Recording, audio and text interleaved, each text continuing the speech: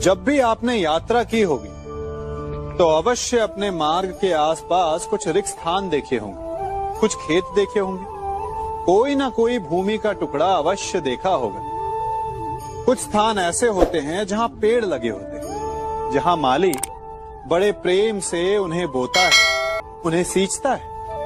और कुछ स्थान ऐसे भी होते हैं जहां बिना माली के खरपतवार उग जाते हैं, कुछ अन्य पौधे उग जाते हैं।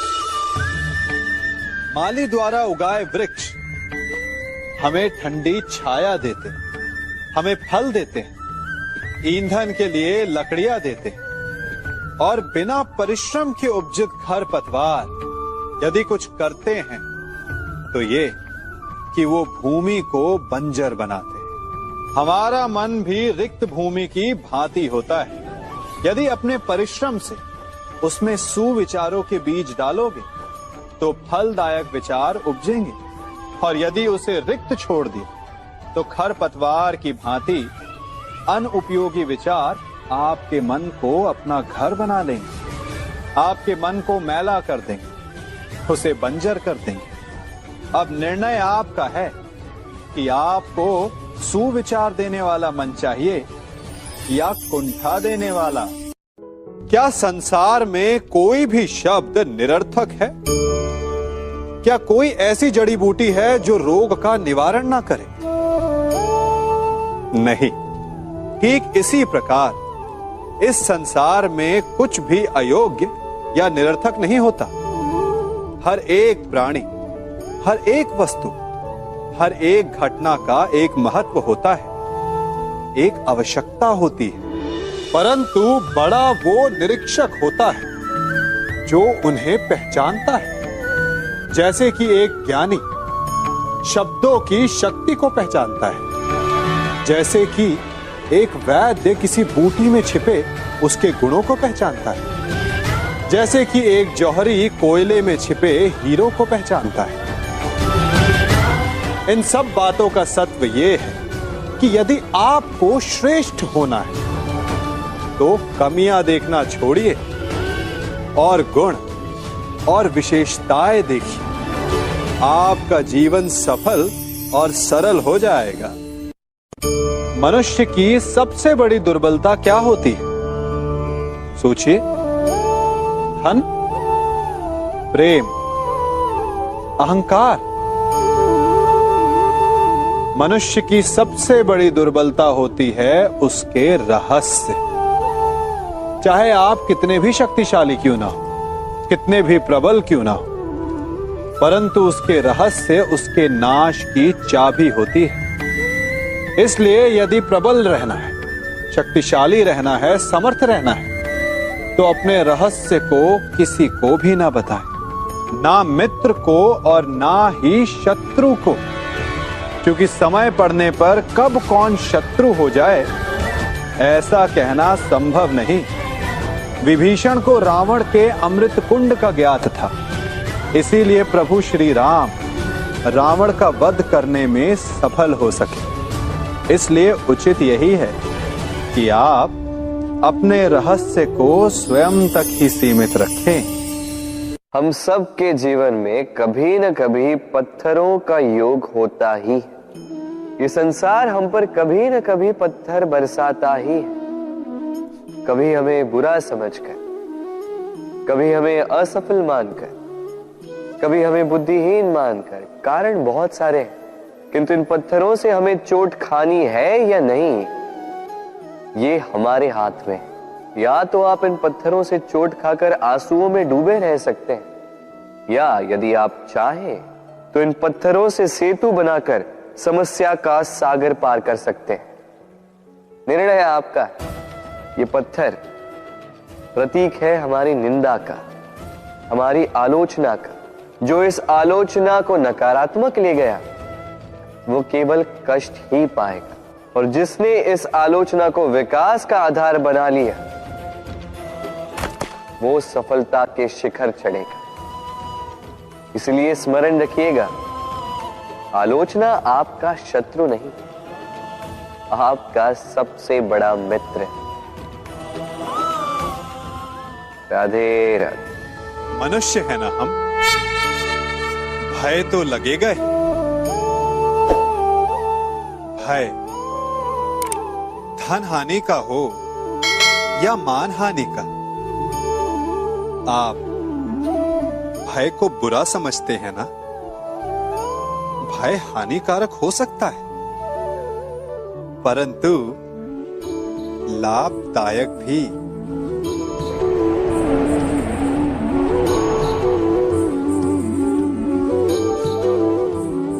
सोचिए, किसी अनुचित कार्य के परिणाम का भय क्या आपको वो कार्य करने से रोक नहीं लेता? रोकता है, परंतु अनुचित कार्य हो जाने के पश्चात उसे संसार के समक्ष ना लाने देने का भय हमें एक के पश्चात दूसरी भूल करने पर विवश करता है। प्रयास करके हम अपना सम्मान बचा अवश्य लेते हैं, परंतु भविष्य में इसके परिणाम भयंकर सिद्ध हो सकते हैं। इसीलिए कोई भी कार्य करने से पूर्व उसके परिणाम को जानना जितना आवश्यक होता है, उतना ही आवश्यक होता है कोई भूल हो जाने के पश्चात उसे तुरंत स्वीकार कर लेना। मनुष्य की सोच संसार का सबसे गहन या कहो सबसे कठिन भाव है। कब क्या होने के पश्चात ये मन क्या सोच बैठेगा, ये कहना असंभव है। और यही सोच कई बार हमारे मन में हीन की भावना ले आती। हम सदा हमसे ऊपर की श्रेणी के व्यक्तियों को देखते हैं, उनके जीवन का विश्लेषण करते हैं और फिर स्वयं को हीन समझ लेते हैं। इसके पास इतना धन है, इसके पास कितना बल है, और मेरे पास कुछ भी नहीं। मैं कितना हीन व्यक्ति हूं, संसार के लिए मैं कुछ भी नहीं। होता है ना ऐसा? किंतु ऐसा नहीं है। आपके पास भी बहुत कुछ है, पलट के देखिए। किसी भूखे व्यक्ति को केवल एक रोटी मिल जाए तो भले ही दूसरों के लिए वो अन्न का दाना होगा, किंतु उसके लिए वो भोज से कम नहीं। इसलिए जब भी मन में हीन भावना जागे, अपनों की ओर देखिए, उनकी ओर पलटिए। आपको विश्वास हो जाएगा कि भले ही आप ये मानते हो कि इस संसार के लिए आप कुछ नहीं है, कुछ लोगों के लिए आप संपूर्ण संसार है। तो जो आपका संसार है उसमें प्रसन्न रहना सीखिए। राधे राधे। कभी किसी सुरंग से बाहर निकले हैं आप? कैसा ना भूल पाने वाला अनुभव होता है ना? कितना भयावह अनुभव होता है। मानो हर पल ऐसा लग रहा होता है कि यदि इस सुरंग में बंद हो गए तो क्या होगा, कैसे निकलेंगे इस सुरंग से? सर्वत्र अंधकार होता है। परंतु यदि आप ध्यान से उस सुरंग के मुखाने पर देखें तो वहां सदा प्रकाश होता है, और उस प्रकाश तक वही पहुंच पाता है जो सुरंग की छोर तक पहुंच पाए। और ऐसा ही हमारा जीवन भी है। इसी प्रकार कई बार हम स्वयं को निराशा की सुरंग में पाते हैं, जहां बाहर जाने का मार्ग नहीं सूझता। मानो जैसे जीवन आनंद सब समाप्त हो जाएगा। परंतु ऐसी परिस्थिति में ठीक उस सुरंग की भांति इस निराशा को समाप्त करने वाला आशा का प्रकाश उसे ही मिलता है जो निरंतर आगे बढ़ता रहे। यदि आपके जीवन में कभी भी निराशा आए, कोई भी समस्या आए, तो उसका समाधान है निरंतर प्रयत्न करते रहना। प्रयत्न करते रहिए, आपको सफलता अवश्य मिलेगी। बालपन से कहीं पहेलियां सुलझाई होंगी आप, क्यों? तो आज एक और सुलझा लीजिए। बताइए, आपके जीवन में वो कौन सी वस्तु है जो आपका सबसे बड़ा मित्र भी है और सबसे बड़ा शत्रु भी?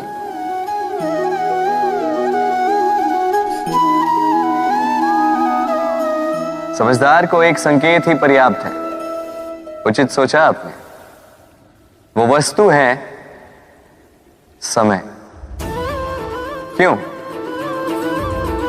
क्यों समय आपका सबसे बड़ा मित्र और समय ही आपका सबसे बड़ा शत्रु है? उत्तर है समय का सम्मान। जो व्यक्ति समय का सम्मान करता है वो अपने जीवन के सारे लक्ष्य प्राप्त करता है।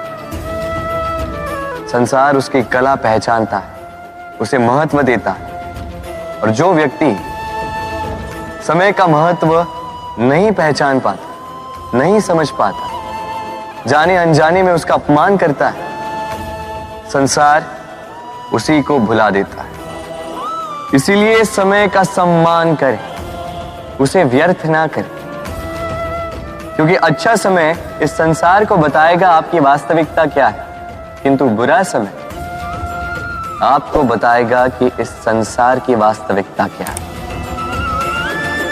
तो प्रेम से बोल, राधे राधे। इस पात्र को देख रहे हैं? एक कुम्हार इस पात्र को बड़ी यातना से, बड़ी सावधानी से गढ़ता है। वो इसे अग्नि में तपाता है और इस योग्य बनाता है कि भीषण ताप में ये प्यासों की प्यास बुझा सके। और इस घट का आरंभ जल से होता है। यदि जल ना हो तो इसकी माटी को ना गूंथा जा सकता है और ना ही इसे चाक पर आकार दिया जा सकता है। जल इसका लक्ष्य है, क्योंकि इसे अपने भीतर जल को संचित करके रखना है। परंतु आरंभ और लक्ष्य के मध्य इसे एक कठिन तपस्या से होकर जाना होता है। इसे ताप सहना होता है, रात भर अलाव में पकता है। और यही समस्या मनुष्य के साथ भी होती है। यदि उसे अपने जीवन में लक्ष्य पाना है तो उसे दुखों का, कठिनाइयों का और बाधाओं का ताप सहना होगा। क्योंकि बिना जला हुआ घट, बिना तपा हुआ घड़ा